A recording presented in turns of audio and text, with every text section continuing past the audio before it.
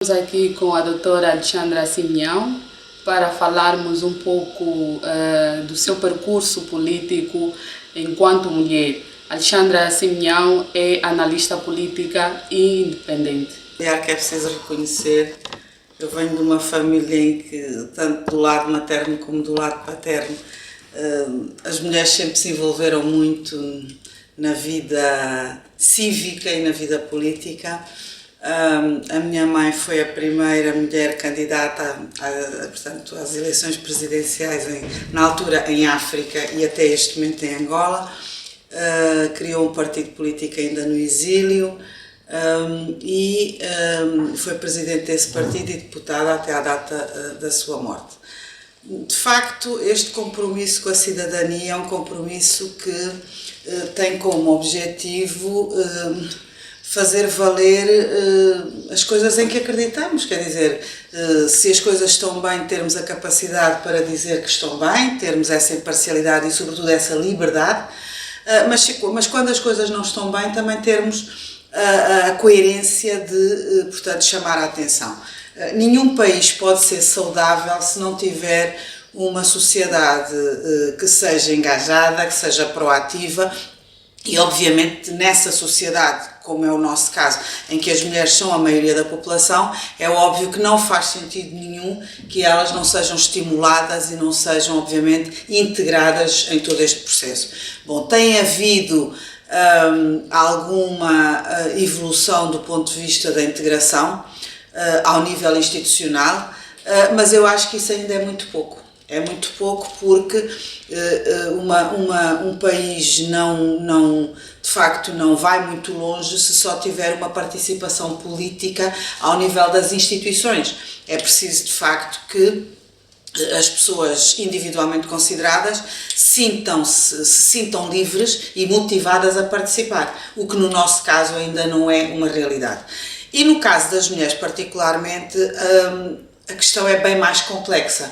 Não é só uma questão de haver ou não haver liberdade de integração, mas é também, há uma série de fatores culturais que de facto eventualmente podem colocar em risco essa participação. Por exemplo, falo do caso, eu conheço algumas senhoras que gostariam muito de ser mais ativas, de participar e muitas vezes não fazem porque se sentem inibidas ou porque realmente são proibidas, por exemplo, ou pela família ou pelos maridos.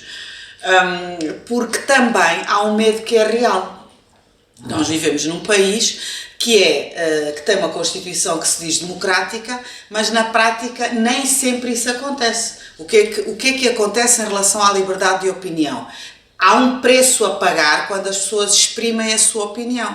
Então, se nós temos consciência que uma opinião pode pôr em perigo o nosso emprego, pode pôr em perigo o emprego do nosso marido, pode pôr, obviamente, em perigo com isto a sobrevivência da nossa família, é óbvio que as pessoas pensam duas vezes antes de emitir opinião ou de participar fisicamente, dando a cara, em algum projeto que de facto fuja ao grande projeto que é o projeto do partido maioritário. Aí não lhe acontece mal nenhum. Mas basta que, nem precisa de ser de outro partido, basta que seja independente, basta que tenha uma opinião própria e essa opinião não agrade. Portanto, eu acho que é contra isto que nós temos que de alguma forma, nos colocar de pé, no sentido de, obviamente, o medo é uma coisa real, ninguém está a dizer portanto, que as mulheres não fazem porque não querem, muitas delas têm vontade e de facto há este inibidor. E isto é válido para mulheres e para homens, porque infelizmente